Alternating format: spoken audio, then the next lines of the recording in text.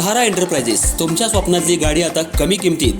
इचलकरंजी शहरालगत असलेल्या कबनूर चंदूर रोडवर कोन्नूर पार्कमधल्या सहारा एंटरप्राइजेस इथं पश्चिम महाराष्ट्रातली विविध बँका आणि फायनान्स कंपन्यांनी जप्त केलेल्या जुन्या दुचाकी आणि चारचाकी गाड्यांची विक्री केली जाते. शोरूम किमतीपेक्षा 25 ते 50% कमी दरात, उत्तम स्थितीत आणि संपूर्ण कागदपत्रांसह त्वरित डिलिव्हरी. दुचाकी 20,000 पासून पुढं तर चारचाकी 50,000 पुढं. आपल्या पसंतीची कार किंवा बाईक आता अगदी परवडणाऱ्या दरात घेऊन जा. विश्वास, पारदर्शक व्यवहार आणि उत्तम सेवा हेच आमचं वैशिष्ट्य. पत्ता Konnur park, Kabnur Chandur road, Ichalkaranji. Proprietor Rajubhai आजगर.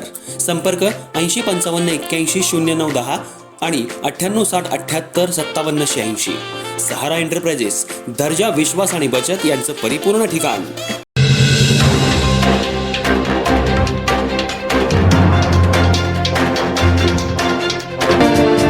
Ichalkaranji महानगरपालिकेतल्या सत्ताधारी भाजपमध्ये गेल्या काही दिवसांपासून सुरू असलेला आवाळे गट आणि हाळवणकर गटातला संघर्ष आता राज्य नेतृत्वापर्यंत पोहोचलाय.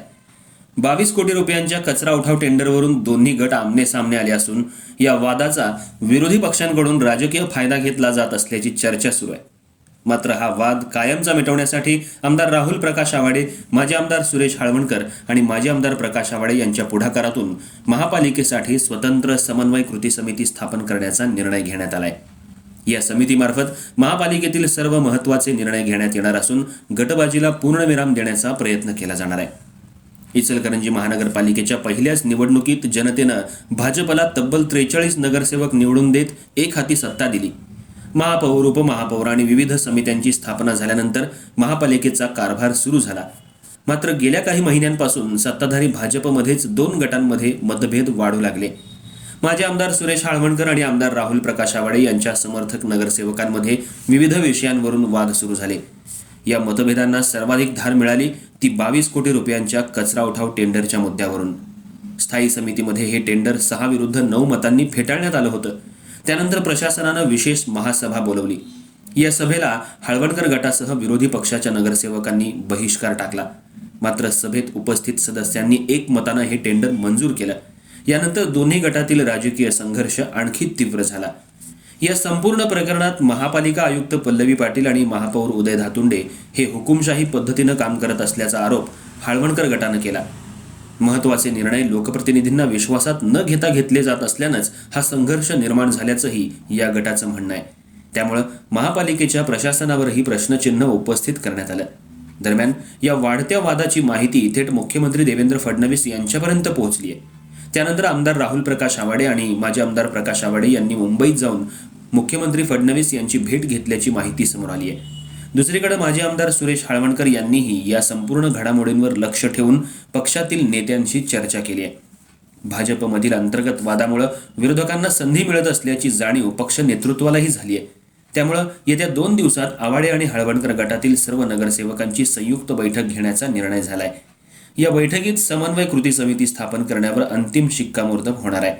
या समितीमध्ये आमदार राहुल प्रकाश आवाडे, माजी आमदार सुरेश हाळवणकर, माजी आमदार प्रकाश आवाडे यांच्यासह वरिष्ठ पदाधिकारी आणि प्रमुख नगरसेवकांचा समावेश असणार आहे. महापालिकेतील कोणतंही महत्त्वाचं काम, विकास आराखडे, टेंडर प्रक्रिया, स्थायी समितीतील भूमिका, पक्षाची अधिकृत भूमिका, सर्वसाधारण सभेतील निर्णय आणि पक्ष बैठकीतील धोरणं याबाबत प्रथम या समितीत चर्चा होईल. समितीनं घेतलेला निर्णय सर्व नगरसेवक, महापौर, उपमहापौर आणि समिती सदस्यांना बंधनकारक असेल. यामुळे महापालिकेतील गटबाजी थांबवून पक्षात शिस्त निर्माण करण्याचा प्रयत्न केला जाणार आहे. आगामी काळात कोणताही नगरसेवक स्वतंत्र भूमिका घेणार नाही, तर समितीच्या निर्णयानुसारच काम करेल अशी भूमिका पक्ष नेतृत्व घेण्याच्या तयारीत आहे.